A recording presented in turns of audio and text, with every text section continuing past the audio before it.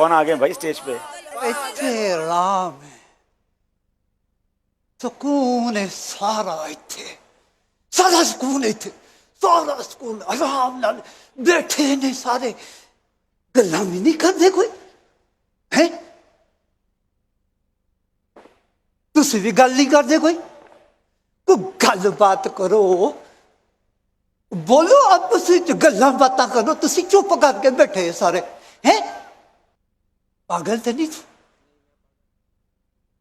अच्छा तू ठीक है।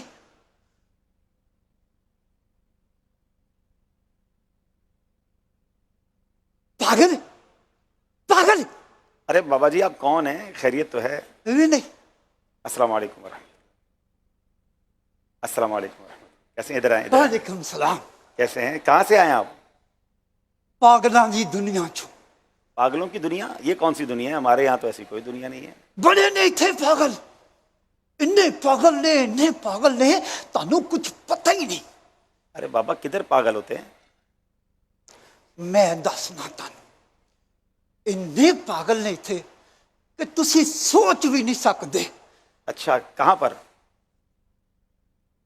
जिथे तुसी देखोगे ना लिखा होया वड्डा सारा, नो पार्किंग, गड्डी खड़ी नहीं करनी, उत्थे ही खड़ी करनी है इन्होंने।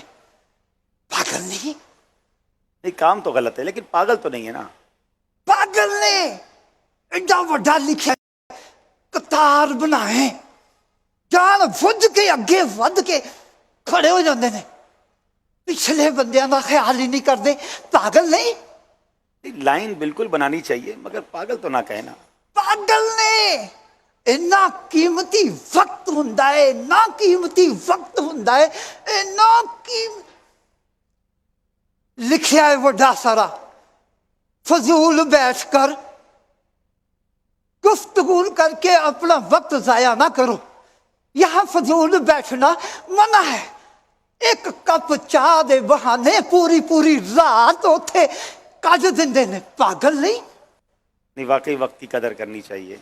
इन्हों कुछ पता नहीं लगता। अच्छा माचिस है हमें थोड़े को? नहीं मेरा मैं माचिस नहीं रखता हूँ। क्या करना है माचिस को आपने? की फायदा है थोड़ा? माचिस ही कोई नहीं रखी तुसी, तुहाडे नाल तो स्कूलों के मुंडे चंगे ने। स्कूल के मुंडे, उनका माचिस से क्या काम है? तानू फिर कुछ पता ही नहीं।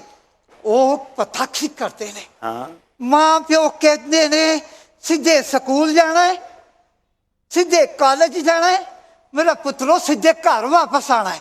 वो पता किसे जाते? हाँ सीधे खोखे ते जाते ने, पाना सिकटां से एक सूटा लाणगे, दूसरे नूं लवाणगे, फिर मुड़ के आणगे घर नूं, उधरों हो के आउणगे, वो सिकटां पी के सूटे ला के फिर घर नूं आणगे। पागल नहीं? वो फिर या ते आप पागल ने या घर वालियां नूं पागल बनाउंदे ने। तुसी दसो। छोटे बच्चे स्कूल वाले आप कह रहे हैं वो सिगरेट पीते हैं?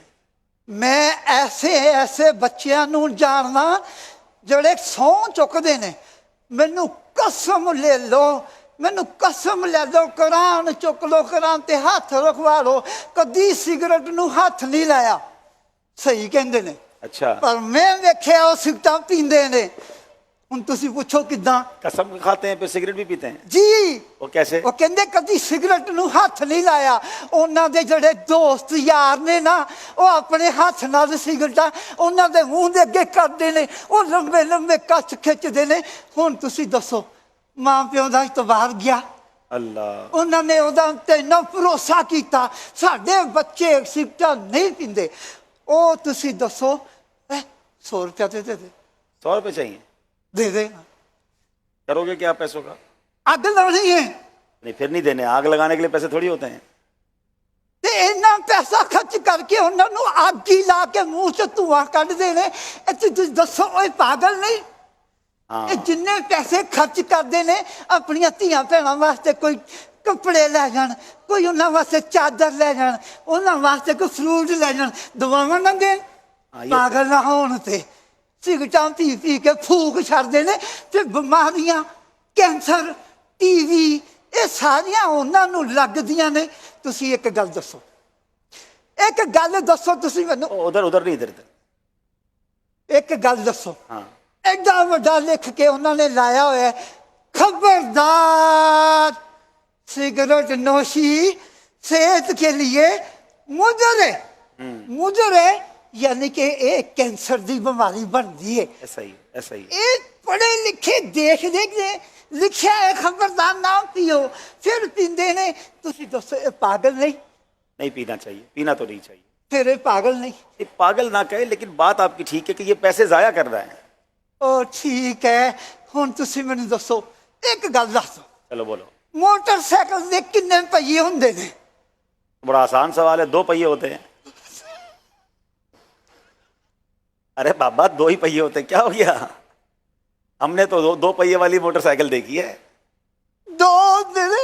हाँ 2 पहिए। या बनाउण वाला पागल या चलाउण वाला पागल। क्यों? एक पहिए ते चलाउंदे ने। अच्छा अच्छा अच्छा, जो एक पहिए पे 1 व्हीली करते हैं। हाँ पागल नहीं? ये बहुत गलत है, ये तो बड़े खतरनाक काम है। एक पहिए ते चलदी उन्हें 2 क्यों बनाए? ओ पागल? नहीं नहीं, वो पागल नहीं है, सही बनाई उन्होंने 2 पहिए वाली। फिर एक पहिए ते क्यों चलाउंदे ने? हाँ ये गलत करते हैं। सट बाह अपनी सट लवांदे ने, लत बाह तोड़ांदे ने, वक्तां च पांदे ने मां प्यो नू, और अपनी जिंदगी नू रोग लांदे ने। ये पागल नहीं? काम सारे जिंदगी च भैड़े आप करते ने, ना ला छड़ते ने। माशरा खराब हो गया, माशरा बड़ा ही खराब हो गया, बड़ा ही बिगड़ गया। काम तो भैड़े सारे आप करते ने। इस दुनिया के विच, पागल दुनिया के विच बंदे नू रहना चाहिए? नहीं रहना चाहिए।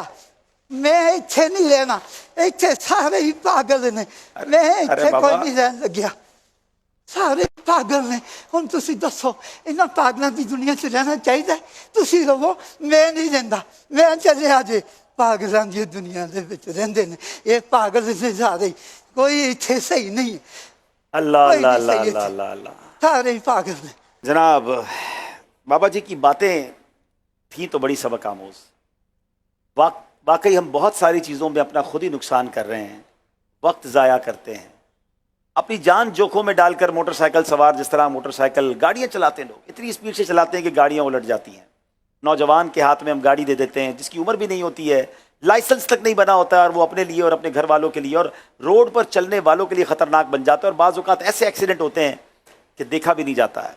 मोटरसाइकिल के एक्सीडेंट्स अभी आप स्क्रीन पर देख रहे होंगे, मज़ीद दिखाइए कि काश हमारे सेगमेंट के ज़रिए जो हम सबक देना चाहते हैं कि हमें जो उसूल हैं, जो कवायद हैं, जो कवानीन हैं, जो हमारे लिए बनाए गए हैं, हम उन पर अमल करें। वरना ये माशरा कैसे ठीक होगा अगर हम इसी तरह चलते रहे कि ना जा कितार बनानी कितार ना बनाएं, जहाँ नो पार्किंग लिखा वहीं पार्किंग करते रहे। और फिर जो बाबा जी बात करके गए सिगरेट के हवाले से, पान के हवाले से, आपके यहाँ तो शायद ऐसा नहीं होगा, हमारे शहर कराची और हैदराबाद में तो एक और बड़ी वबा है कि वो गुटखा खाते हैं। पहले आप ये देखिए, मोटरसाइकिल पर देखें कि ये अपनी जान कितनी खतरे में डालते हैं। यानी ऐसे ऐसे एक्सीडेंट के मनाजिर हैं कि हम आपको स्क्रीन पर दिखा भी नहीं सकते। इनके हाथ पांव अलग हो जाते हैं, इनके टुकड़े टुकड़े हो जाते हैं जब मोटरसाइकिल से ये बेचारे नौजवान गिरते हैं। और फिर जब सर पे चोट लगती है तो ऐसी जगह पर हॉस्पिटल में जमा हो जाते हैं कि महीनों, बाज़ औक़ात सालों कौमे में रहते हैं।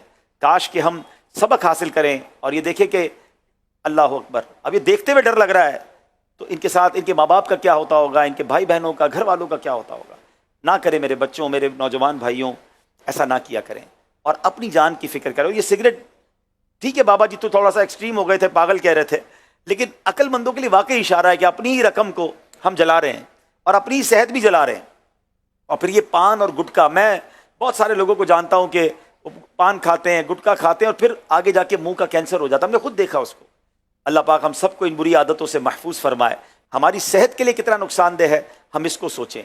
तो इस तरह के जो फर्जी खाके बनाए जाते हैं, एक्चुअली ये आप सबके लिए, हम सबके लिए मैसेज होते हैं। अल्लाह करे कि हम इनसे मैसेज लें